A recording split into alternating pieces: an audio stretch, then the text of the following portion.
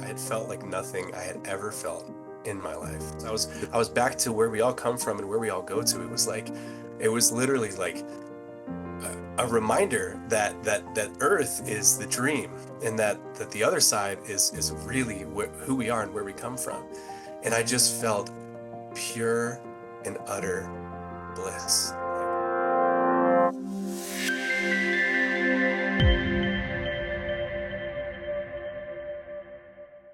Yes, Davis, thank you so much for giving us the chance to speak to you today. So, yeah, Davis is a professional musician, actor, and teacher, performing and working with people with developmental disabilities and young children. In 2011, you were run over by a truck.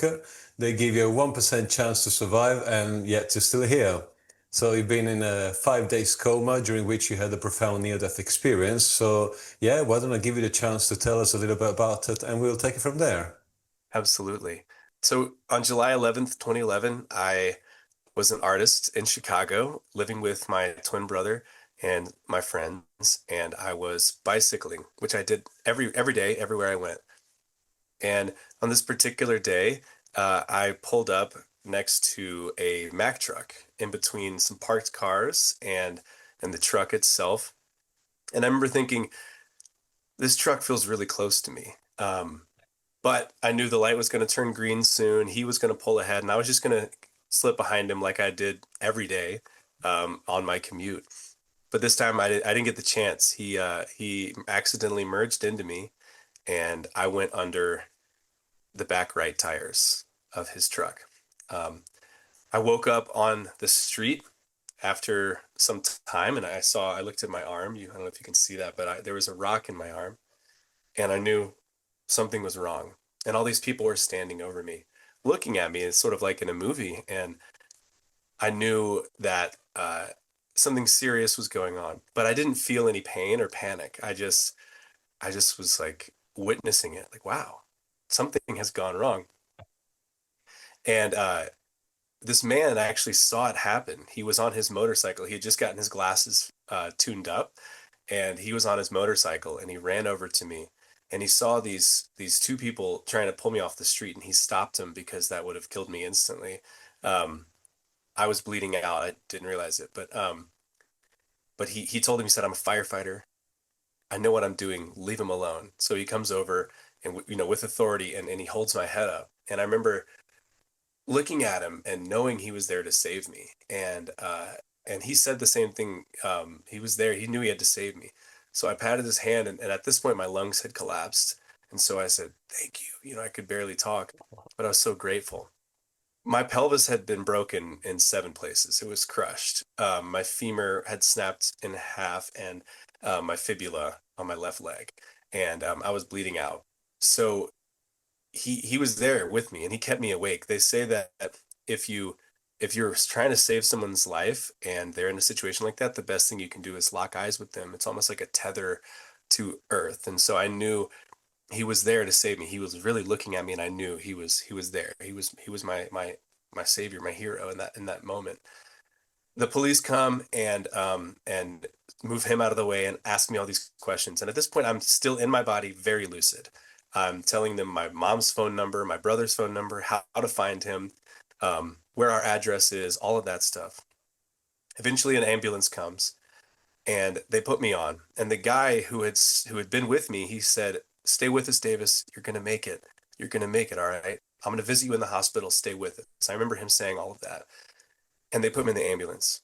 I don't remember riding to the ambulance. It was only 2 blocks away from where I was to this level 1, huge part of the miracle. Because if I had been any further away from a level 1 trauma center, I wouldn't be here. Oh. The last thing I remember is they sent my twin brother in, my identical twin brother, and he was bawling, crying like I'd never seen him cry before. And he said, "I love you, Davis." And I said, "I love you too." I didn't understand why he was there. He said, "I'm here, Davis." And I said, "I'm here too." I literally just was like, I'm with you. I'm right here. I'm not going anywhere. And little did I know he had been sent in to say goodbye, because they had to put me into a coma. And the reason they had to do that is because they could not find the source of the bleeding.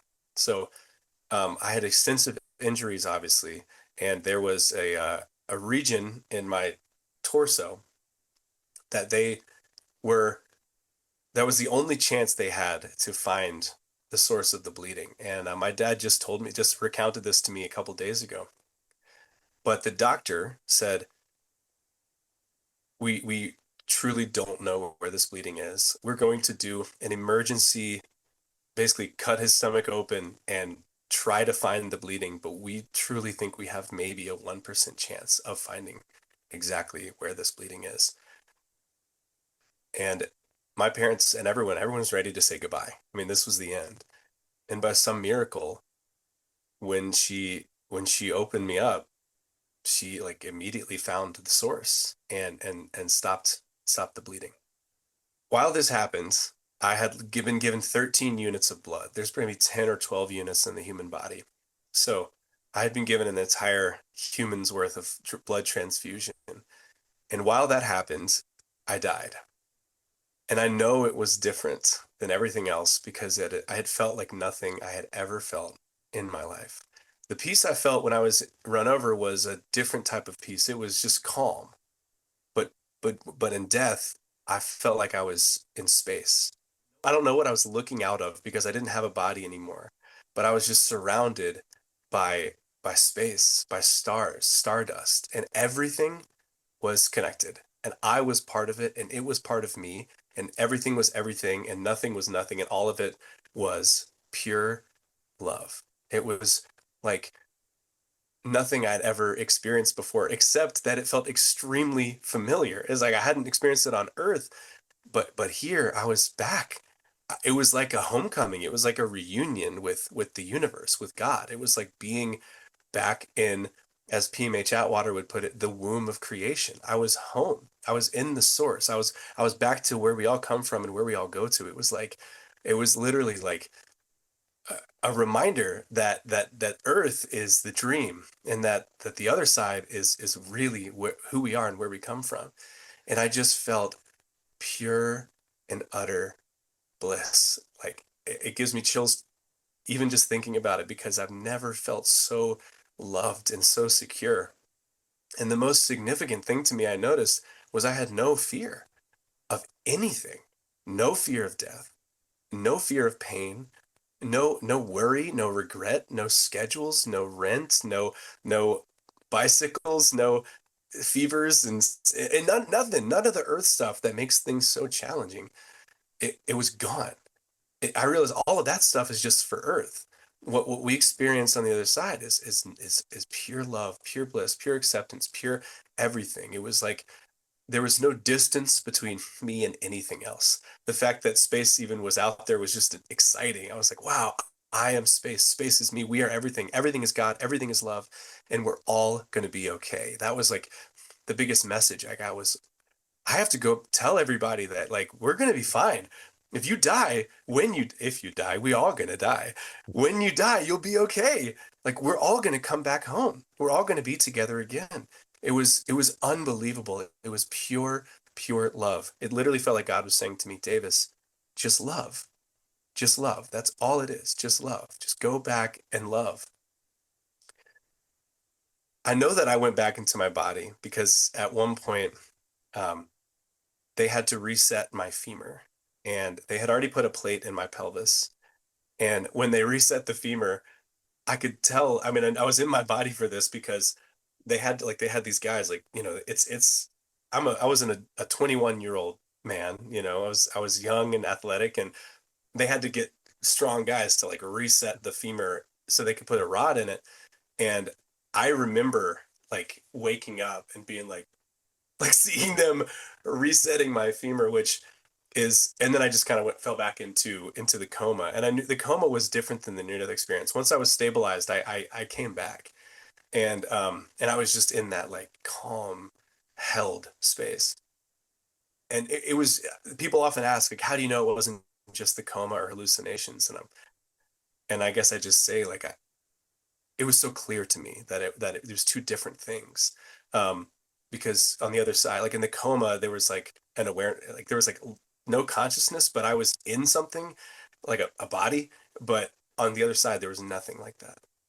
After they stabilized me, they photoplate my pelvis, reset my femur. They found that the bleeding was in the mesentery region for any of the medical people out there, which is in the pelvic area, and it is obviously a really dangerous place to mess with because if you do, a lot of blood flows through there, so a lot of blood loss. But they fixed it, and they had to give me an emergency colostomy bag and all these things they had to do to basically save my life. And it was incredible because while I'm in this coma, my family is having this sort of traumatic experience. And at one point, they saw the surgeon who had saved my life, and she was this brusque Eastern European lady who was an incredible surgeon, incredible doctor, but not necessarily a bedside manner. She's not going to give you a wink and a smile. She's very down to business. And I can't remember who it was. Either my mom or my dad asked her. They thanked her. They said, "Thank you so much for saving my son's life." And she said, "I didn't save his life. God did." Not something that you would expect a doctor like that to say. She said, "God saved his life. I just moved my hands," which to me is incredible. So when I woke up from my coma, I don't remember saying this, but one of the first things that I said to my family was, "I saw an angel on Clark Street." And something that Dr. Bruce Grayson talks about in his extensive research on near-death experiences is that people who are heavily medicated, like I was, for extensive pain and extensive damage, like I had in my body, the hard thing about creating memories is that you need your brain. So my brain was sort of a mess because I was on a 7-minute Dilaudid drip. I was constantly being filled with morphine and Dilaudid and things like that. And so I don't recall that I don't have the same level of memory that some NDErs do. But that shows me that I know I experienced something, especially something angelic, because I had never said those words before. I was not an angel person. I was raised religious, but it didn't really Christian, but it didn't really do that. That didn't set me on a path towards using that kind of language. I didn't, angels were not part of my life, is the best way I can put it. So my family were a little bit confused, but they believed me, thank God, because I meant it. I meant that I saw an angel. And what I was trying to convey to them was actually that it was that guy, the guy on the motorcycle who had come to save me. A few days go by and I'm waking up, I'm doing better, and everyone is so happy that this miracle happened because I shouldn't be here, of course. I was centimeters from paralysis. I should be if I survived, I should be in a wheelchair. I had no helmet on. I had no brain damage. I should be a brain damaged person. So a few days go by and I have a visitor and nobody knows who he is, but he said I was with Davis at the accident. And my mom knows exactly who it is. She knows it's the angel that I was talking about. So they send him in, and he's this really strong guy, big muscles, bandana. And he comes over and he grabs my hand, and he's so happy to see me. He said, "Davis, I'm so glad you made it." And we're laughing. We're so grateful. I look into his eyes, and it's the same. It takes me right back to the spot. I knew he was there. And he told me, he said, I knew I had to save you. And that to me is where I think maybe he received a message of some kind. Like he knew. I mean, he told me years later that he actually lied. He was not a firefighter. He said that because he knew they would listen if he said that. But he was unemployed at the time. He was a mover. That's his professional, his career, his background is that he moves people in and That's out of their brilliant. homes. Isn't that amazing? Like he just knew he had to do it. There was no thinking involved. It was just action. So he's telling me, he's like, "Man, I want to play guitar with you. I want to sing. This is so amazing." And so then I asked him his name. And of all names in the entire world, his name happened to be Art. So I say that Art saved my life. And and I had been an artist my whole life. So to have an angel named Art save my life was so profound because it It's felt to brilliant. me like God, Yeah. right? It felt like God gave me the exact message that I needed, which was to spread love through art. I was shown love on the other side. I was given art on this side, and it was so clear. And I'm so grateful to have such a clear mission and a clear message that I must spread love through art and do anything I can to find art and to find love and to continue that flow. And and I've been doing that ever since. It's been over 14 years now that's been my path. Wow, what a wonderful story. Thank you for sharing, Davis. Well, Of so you course. raise a very interesting point because, people sometimes assume that angels are like external, like separate entities, but sometimes they work through us, we just channel. So this guy, for some reasons, he knew he had to be there. He knew he had to, he's a people mover, right? So he was the best person. He had to lie about what he was doing so that he would be listened to. So Right. that's brilliant. So, well, I have so many questions, a lot to unpack here. So, first of all, I'm always curious to know what was your view on life after death before this experience? Like most people, I didn't think about death as much as I do now, certainly.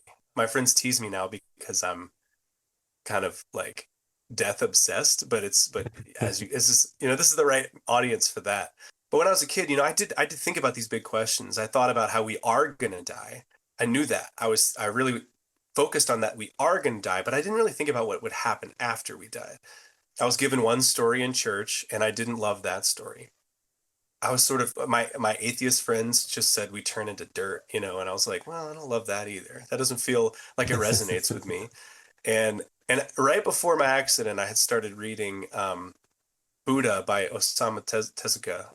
I can't. I'm not sure I'm saying that right, but it's a manga about the life of Buddha. It's a beautiful book, and obviously they believe in reincarnation, and I found that fascinating as a concept, but it was not something that I thought about like where we were gonna go or what was gonna happen. I had had a few spiritual experiences before my near death experience, kind of leading up to it, but I never went. I mean, to me, death is like the penultimate moment in our lives. So I had never really gone all the way to the edge. So it was certainly a shock to me when I experienced it because um, I didn't really have a grounded theory at the time. Yeah, so obviously the next question is going to sound pretty obvious by now, but I do like to ask every time I get a chance. Are you afraid of death these days? Not at all. Is there anything you'd be able to recommend to the skeptics out there to be able to perhaps come to terms with the notion of an afterlife? Absolutely. When we leave what we have behind, it's hard to imagine this, but but but inside of your life experience, what you're experiencing on earth right now, your schedule, your your debts, your obligations, your pain, the body that you're wearing right now. If you think about it like you're wearing something, if you can imagine letting all of that go, releasing everything, all of the possessions, anything that you claim is yours. They say you can't take it with you. Well, if you imagine just like laying it all down, what's left? That's what's left. That's what's on the other side. So one way that I find that we can get to that place here is to find stillness, is to find that quiet place inside. It's in all of us, and actually, it is the same thing that that tugs at our heartstrings when we see a newborn child, or when we see two people fall in love, or when we read a poem, or hear a piece of music, or see a film that connects us to another life. That is the connectivity of everything. And if you realize that we're all just wearing something, a life, we're wearing a life, we're in this temporary space where we get to share earth together, but that actually we already share something underneath all of that already, then to me it's easy to recognize that there's an afterlife, that it's not a matter of questioning if it's happening, it's a question of how aware of it you are. Yeah, I love that. So we do need to talk about the integration process because Mhm. obviously, a number of people assume that the people come out of an NDE instantly transformed, but that's clearly not the case. I think PMH she mentions on average it takes about 7 to 10 years to integrate, and that's for someone who's had a direct experience. So imagine people like myself who's not an experiencer, how long that would take. So yeah, I'd be curious to know what was your integration process like. It was a long process for me. I was really young. I think of 21 as really young. And I didn't have a ton of direction in my life. My family was a bit broken, frankly. Um, my dad became really religious. My mom started Wow. drinking. My siblings, we weren't really that close, except me and my twin brother were close, but we were just sort of fumbling, stumbling through the universe, trying to integrate this wild experience. The one amazing thing I had was in my recovery, which was very long. Actually, I say very long. It was actually, according to the doctors, miraculously short for how long it Wow. should have lasted. But I was I was in a wheelchair. I was in the hospital for a month. I was in a wheelchair for 2 more months. I was in a wheelchair for 3 months total. A walker for 6 weeks, and then a cane for 9 months. I had a colostomy bag for 7 months. I rarely talk about that, but it's an important part of my journey because it was very humbling. Um, and and so in that time, I actually let my cell phone die, and I didn't charge it for 5 months. And that was one of the most peaceful experiences of my life. And I was blessed to have my mom's home to recover in. And as challenging as it was, because her alcoholism was simultaneously happening in the home as I'm also having this healing experience, Wow. I got to dive deep into some incredible practices, particularly the artist way, which I had found amazingly right before my accident. It's all about the artist's journey, the artist's spiritual path. And that was the book I discovered before art saved my life. So then I knew then I was devoted. I was a devotee to art. I knew I had to just be an artist and find whatever art meant anywhere I could find it. So I did that. I painted, took painting classes. I met as many artists as I could, went to as many galleries. I went to film festivals and culinary events and just anything cultural art, everything. I would introduce myself to artists, tell them I was supposed to meet them, and I'd probably scare them off, but actually almost all of them have embraced me and loved me because I literally feel like it's my job now to be an angel, so to speak, to them and help them support their growth and their journey and to never give up and all that kind of stuff. So I did all of that. I was also learning how to meditate. I have this one story I love to tell where I was in the hospital and I'm plugged into wires, and you saw it in my talk. There's photos of this, but I was really plugged up and plugged into all these beeps and boops. And no one was around at this time, but a sudden itch occurred on my toe.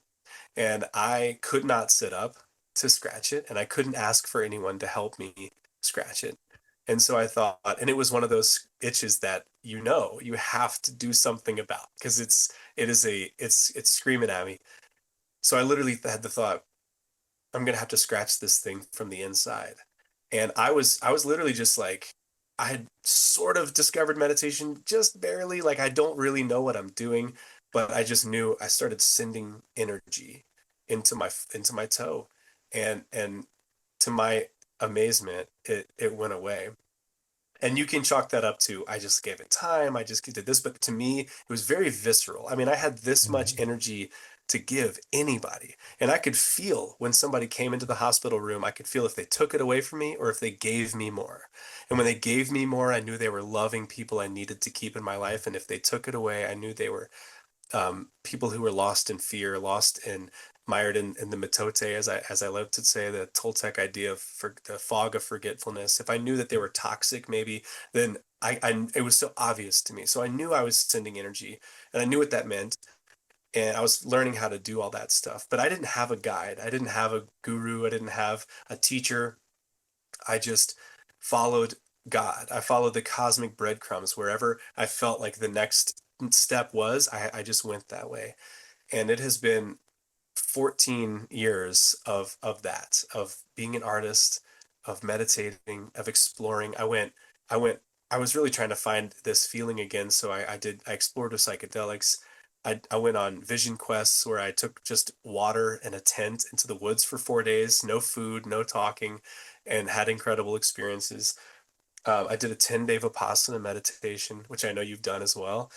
I did lots of journeying, tons of journeying. One of the biggest journeys I ever did was marriage. I never thought I would get married. I couldn't imagine. I couldn't believe I fell in love with somebody, but I met my wife 2 months before this happened, and that to Oh, me was wow. part of the miracle. I met her Mm. right before it happened, and we only spent a couple weeks together before she moved home.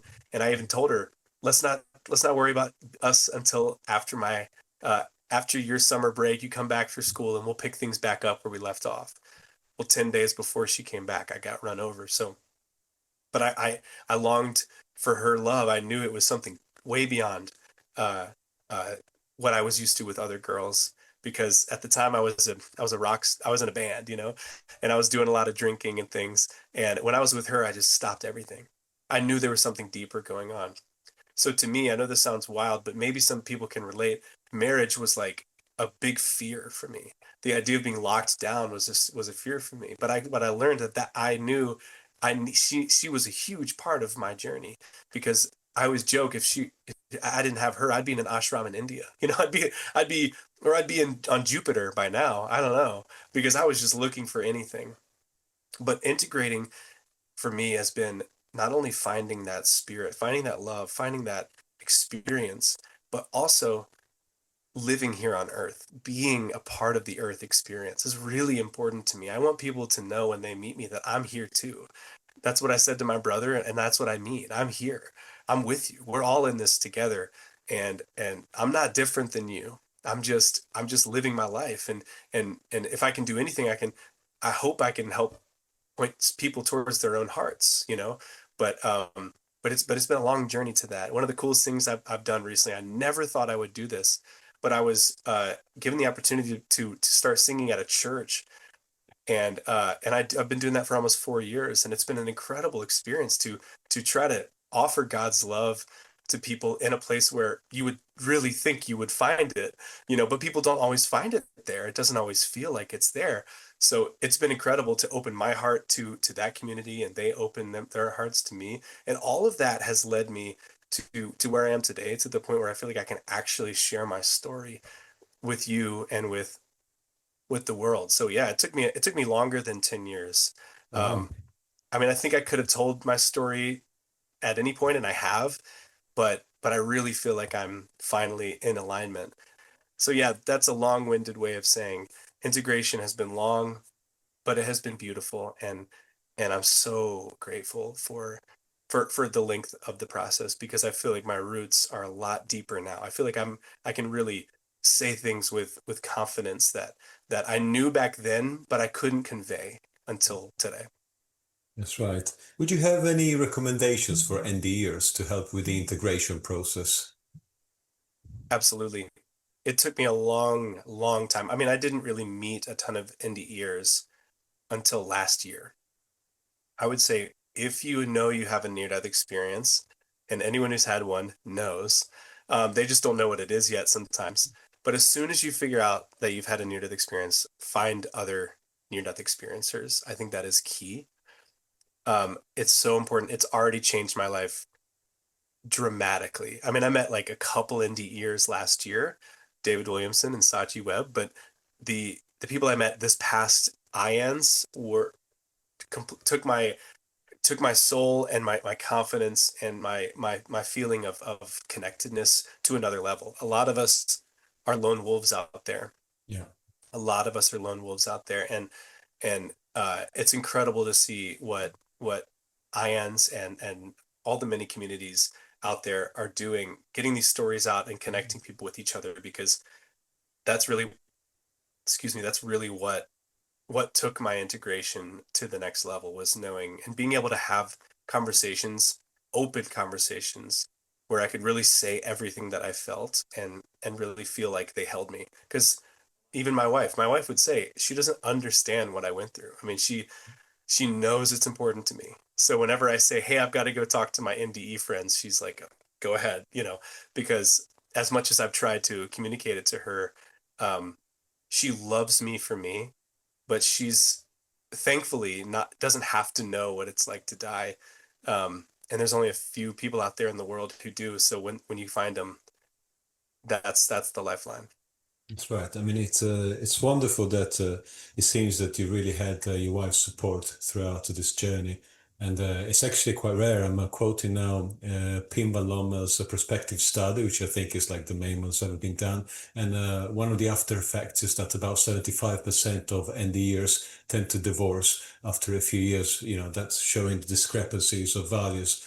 So it's really great that you actually met her 2 months before your experience, and she was able to stick around this long. So that's great. She's an angel in my life, that's for sure. Yeah, certainly sounds like it. Another thing I find really fascinating about your story. So this is the first time I get a chance to speak to someone who's actually has an identical twin. And so I'm assuming that your twin brother did not have a near-death experiencer, so he's not an experiencer. But I'd be curious to know how your experience has affected his way of looking at life. Wow. First of all, thank you for bringing him up. I was talking to him last night, actually, and I'm so grateful for him. I was living with him at the time. I dropped out of college to go be with him because I loved him, and I've always had this feeling that we came here together and we're supposed to be together. And and he, I cannot. I mean, people often say I can't imagine what you went through with my accident, and I don't want anyone to have to, but I can't imagine what he went through because I can't imagine losing him. And he had to imagine me gone for a while. He accepted. He came to say goodbye. And the trauma that he experienced in that moment, I wouldn't wish on anyone because our bond is so close. But he did have a spiritually transformative experience through my accident. We were on a similar path. You know, we had he had just dropped out of college. I'm probably a bad influence, though I will say I'm making up for that karma. A few of my friends have talked to me about getting back into school as well. So Right. I'm not just getting kids out of school. I'm getting them back in when it's time. Let's put it that way. Exactly. It's never too late, Yeah, right? exactly. But we had just dropped out. We had just decided we were going to start an artist commune. That's what we came home with this business plan. There was no plan. But we had told our parents we were going to start an artist colony, artist commune, whatever. We were just young and full of dreams. And our parents' response to that was, okay, well, then we're going to cut you off financially because you're 21 now. You both dropped out of school, and I don't see where this is headed. So if you want to figure it out on your own, go for it. So we had been cut off, which I think is a huge part of why my near-death experience happening as it did and having God give me that exact answer was so profound to me because all the signs were like, you're doing the wrong thing. The world was like, whoa, you're dropping out of school. You're becoming an artist. Like, what are you doing? But then my accident happened and it was like, you're doing the right thing. Follow that. Yeah. So Charles was also set free. When my accident happened, I almost like the image I had of him was that he grew wings and he like flew away because he came home to live with me and he became one of my primary caretakers. But while I was in the coma, he became like my a conduit for my soul. Like he was speaking on my behalf and he knew who to let in and who not. And he was sort of like my protector. He was like acting as me, in that situation. Who gets that experience? Who gets to have an identical twin who looks exactly like me, knows exactly what I would want, and was there for me? And the greatest moments we had, the entire experience together, were just sitting there watching movies and laughing and just recounting stories. And laughter was a huge part of my recovery experience. And and he suddenly was untethered. He didn't feel like his earth life had the same meaning that it did before either. So then we just went on exploring. And I told him, at a certain point he had been with me long enough. I was like, Charles, you got to go. And so he went hitchhiking. He went to psychedelic journeys. He did Vipassana. He went off and did his own almost identical journey. And he actually ended up in Hawaii 4 years later. And that's where he did his Vipassana. And then he found a friend and through some cosmic synergy and synchronicity, ended up living with him and has been there ever since and has had a beautiful life co-creating with the universe. But yeah, we've had a very fascinating similar journeys. And it's been amazing. We're talking last night about how fortunate we are that we get to what we call divide and conquer. Not that we're trying to conquer anything, but we're just the fact that we get to be in two worlds at the same time. If Charles is doing an event like he does improvised singing and all kinds of amazing spiritual music, I could just show up in there and participate, and I feel held by that community as if I was one of their own. And if he comes here, he can join in my group and sing and play and be with us, and he feels like he is one of us too. And that's an incredibly rare experience. And I'm sure there are too few twins to do a sort of twin study with NDEs, but I would love to. If anyone ever wants to have that conversation with both of us, I would love to have that conversation because I think Charles's experience of this is super fascinating and deeply valuable. And we've been trying to put a name to it. I think he had I would describe a spiritually transformative experience through my experience. I had an NDE, he had an STE. So That's brilliant. All right, so next question. If I was to ask you, what's the biggest lesson that you've learned from your NDE? What would that be? this is going to sound trite, but and everyone says this, but it's the biggest lesson, and it's just to love. I mean, and we say love, and that word, just like death, it's got its connotations, but love is so much more than what we can conceive. Love is constantly unraveling and revealing more of itself to me every single day. And yes, love the people in your life. Love your children. That's so easy and obvious and a perfect place to start. Love those people. Love your family. But love yourself. Love everything that you are. And when you realize that what love is, when the Buddha talks about contentment, for example, I don't think he's saying just learning to be okay with it. I think what he's saying is loving what you have right here. Because time doesn't exist. We just happen to be in this moment right now. And so to truly love that moment means to just accept and appreciate what it is for what it is right now. That's really loving. And when you love a plant, you water it. When you love a human, you hug it. And I get to work with children. I work with young kids, babies and toddlers, and it is the greatest thing in my life. It's such an easy, obvious, again, place to experience that love. and Mm. and I know that they feel my love because they give it right back. Kids are such a perfect, they're such a great barometer or gauge for how much love I'm able to give in that day. And I think the other thing that's so important about love is it's not something that people are scared to say I love you. I was never scared to say I love you. That was something that was true before my accident, and it's true now, because love is something to be given and shared.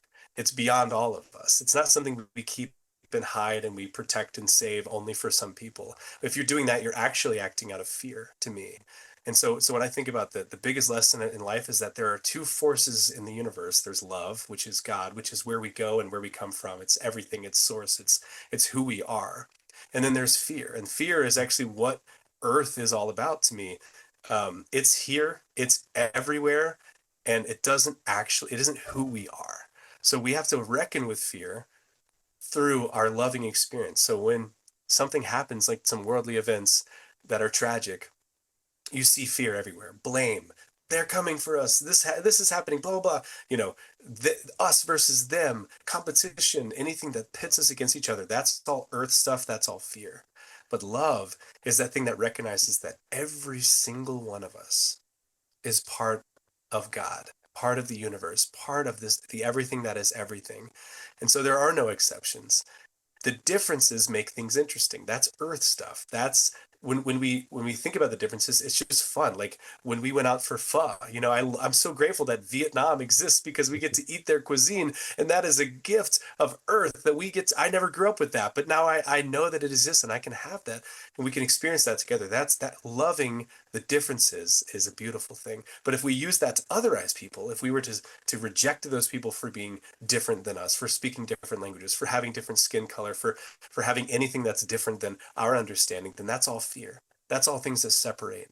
Love is what unites us, and fear is what separates us. So Yeah. my biggest lesson was coming back to love. And of course, my avenue is through art. When I'm making music and people resonate with it, I know where our souls are talking. I sang a song at a benefit concert last night, and somebody said that to me. She came up to me with tears in her eyes, and she said, "You're a child of God." And it meant the world to me because I knew what she meant and she knew what I meant. And we have words sometimes that will trigger people and throw them off, or they'll think, God, I don't know that, I don't know about all that. But the point is, she heard my heart, and my heart spoke to her, and her heart spoke to me. And that's what matters. That's what art does. Art bridges that gap beautifully, because often it doesn't need language. It can just be like that beautiful painting behind you, or it could be an instrumental piece of music, or it could be even a silent film or something like that. It doesn't really matter. It's just that it's two hearts connecting. So to me, again, it's spreading love through art, love being the everything that is everything, and art being the avenue, art being the prayer that we artists make in order to try to unite with that love. Yeah, I love that. And it's interesting you mentioned this because you're not the first in the year that tells me that the opposite of love is not hate, but it's actually fear. As you mentioned, and love is openness, fear is closeness. Love is Yes. union, fear is separation. So, Mm. yeah, that's brilliant. Cool. All right, Davis, what's your idea of God these days? God is love. God is love. That is, I heard that in church, when I was a kid, and I didn't really get it until my NDE. And then I remember going to math class, and in math class, the word is replaced with an equal sign. So when you see God is love, you think just God equals love. And I was like, oh, it's and it, when something equals something, you can just switch it. It's the same thing. So God is love, love is God. And then it just blew my mind, because my spiritual journey quickly goes like this. I was raised Christian. As soon as I got confirmed in the church, my parents said, "Do you want to go back?" I said, "No, it's boring. I don't want to go to I don't want to go there. I don't feel much when I'm there." And then I became, maybe, like, I flirted with atheism, because I was really just, I was using my mind a lot, and I started asking a lot of questions, and Christianity didn't make sense, and so I was like noticing logical flaws, but there was still something missing in atheism, because I told my friend that I believed in love. And he said, "What do you think love is?" And I was like, "Well, it's this thing that we're all like subject to, and that we can't really, like, I didn't choose to fall in love with this girl, but I am. So what's happening? Like, there's something else going on here." And he'd say, "Well, then you're not an atheist." I was like, "Okay, I'm a lovist," is what I said. So I I said I was a love lovist. that. And then when I found the artist way, I was like, you know what? I'm an artist. So and then my accident happened, and I'm basically like a lovist artist, whatever that, whatever that thing is. But but that's when I realized that, like, that God to me is love. God is that feeling. And people, you'll hear a lot of different NDErs use a lot of different language, and this is just the stuff I came to on my path. But to me, God is a feeling, because that's what my NDE was mostly a feeling. And so, when you feel it. And in fact, today at the church service that I play at, we did it. The pastor did like a 10 seconds of silence in honor of Mr. Rogers, talking about, like, he said, and when Mr. Rogers, Fred Rogers, won his Emmy, he had everyone in the audience take 10 seconds to think about the people Wow. who got them to where they are. And he did that on live TV, and it was radical at the time. And so when we did it, I started crying, and it's because I was feeling God. It's like, it's there. To me, it's right. It's always right here, and I'm so blessed to be in a state where God is always with me.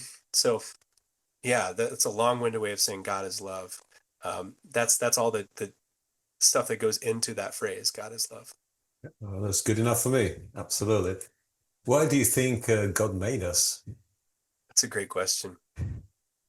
These theories come more from I would say other people, but my if I were to speak just directly from my heart and my experience, it might sound repetitive, but I believe we are here to learn how to love in spite of all the fear, pain, and struggles that we go through here on earth.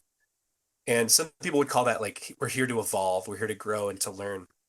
And that's all. I resonate with that. But when I thought about it, when after my near-death experience, I literally just thought,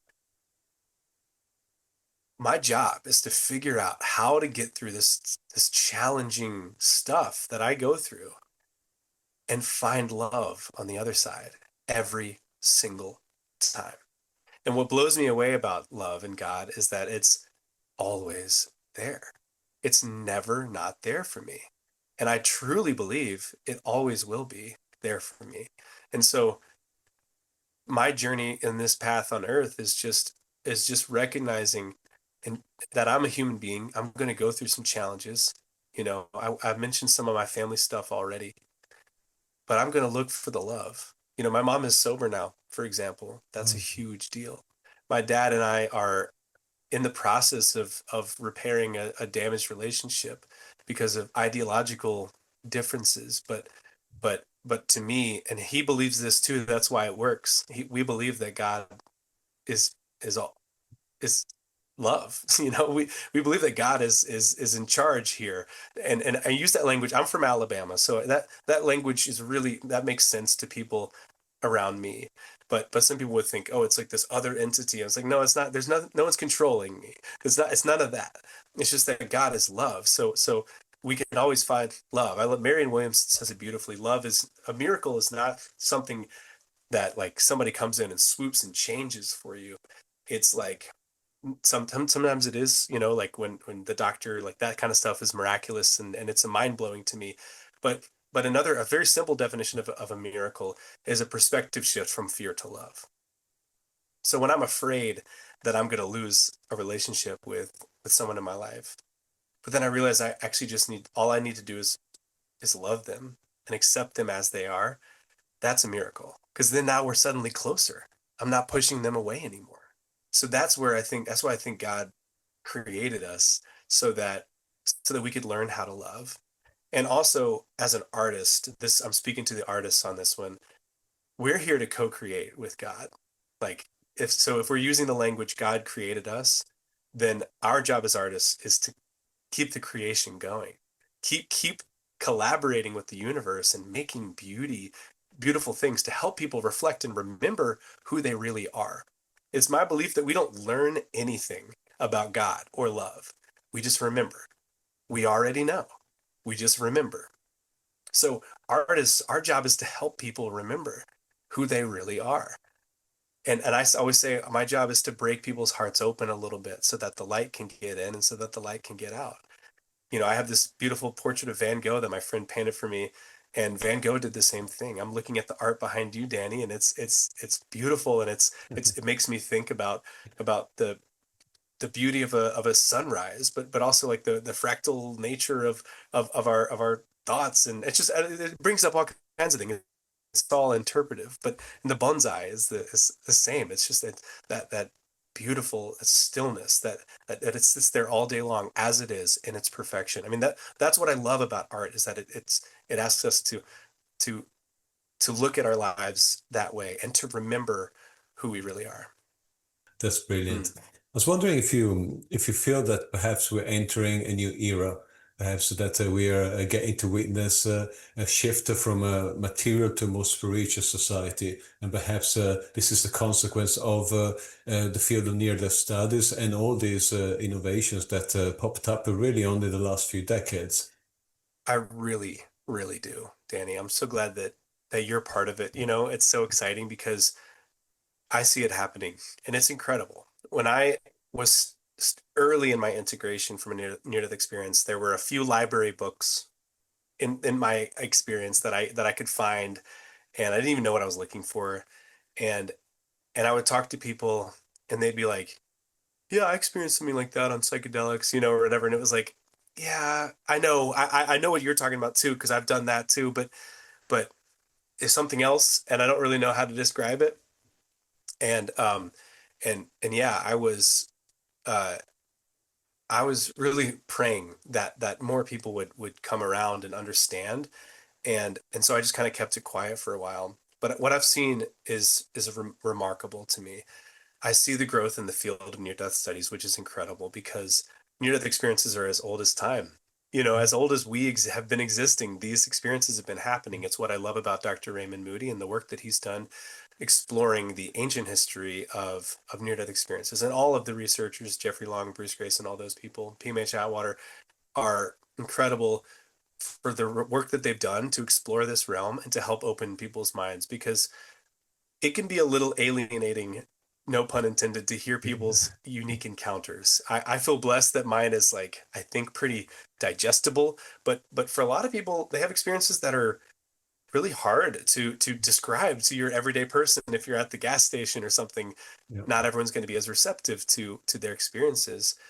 But what's incredible to me is that as technology advances, obviously there's been an uptick in near-death experiences because of our medical technology to revive people from near fatal incidents. But also we have a ton more evidence to prove that these experiences really did happen. I mean, I have medical records and pictures to prove that I was in a dire state. I was never pronounced dead. It was too touch and go for that. But I have the doctors who said it, and all my family members were there and we all recorded it. And I have a bunch of that stuff. So that helps legitimize what we're doing. And then there's a bunch of people who are creating content like this and the Coming Home brothers, another set of identical twins, shout out, who are making beautiful films that dignify our experiences, and that's incredible. But I also think about what's going on in our world right now. There's a lot of division and fear. A lot of that fear I was talking about is really present, especially here in America. And and yet, as it's happening, what's incredible to me is I just see so much love and hope in people's eyes. And it's the people who are the most lost and in their forgetfulness and in their fear that are creating some of the most pain for us. But there's a ton of people on the side of love who are waking up and realizing that because of how scary and dangerous and fearful it can be over here, we need love more than ever. So it is a natural cycle, a life cycle to me that this ramping up of fear of international conflict would coincide directly with a sort of group awakening. I that's language I don't always use, but I would say like I see it in my everyday life. I chose to come home to a very conservative area and be who I am in this area because I believe it's happening everywhere. And I see it happening here. And that's important for me because I used to live in LA, Chicago, New York. I was around people, like-minded people. And it was really important for me to say, I'm here to serve everybody. And where can I best serve but my home? It's very Joseph Campbell, full circle hero's journey type Yeah. stuff. But like I see it, if I can see it happening here, where Dr. Martin Luther King came and marched, and where he was imprisoned, and where all the everything that happened in the civil rights movement happened here. A lot of fear and a lot of hate and a lot of anger, a lot of things like that happened here. But there's also this incredible through line of soul and love and peace that also exists here. And so I wanted to tap into that. And so, yeah, I say like, I'm watching it happen. I see it happening. And it's part of the reason I came out with my story. I thought it was time. I thought it was time to try to be more vocal about it. And I've just been amazed at how many people are receptive to it. And if they aren't, I haven't gotten a lot of that feedback yet. But I'm ready for it, because it's okay. It's okay if this story doesn't resonate with you. That's find someone else's, that's okay. I'm just a guy. But if it does resonate with you, I'm here. I'm here to share it with you and to be on this planet together with you. We're all in this together, and the more we recognize that, the more love that we will bring to Earth. Well said, Davis. Well, we've been going on for almost an hour, and I think we could be carrying on for much longer. But I have one last question for you. What's the meaning of life? The meaning of life is to love. The meaning of life is to love. I think with that said, there's not much else that needs to be added. Davis, we had a wonderful conversation. I really enjoyed your story. Thank you so much for the light that you're bringing. And yeah, I don't know if you have any parting messages you would like to leave the audience with today. I love you. You're not alone. David, thank you so much again. I wish you all the best. Keep up the peace, and bye for now. Hi there. Well, thanks for watching. If you enjoyed this video and want to support the IANDS community, please leave a like, subscribe, and maybe share with the ones you love. New episodes are out each Friday. Until then, enjoy this dream we all call life and live the love you wish to see in the world. Bye for now.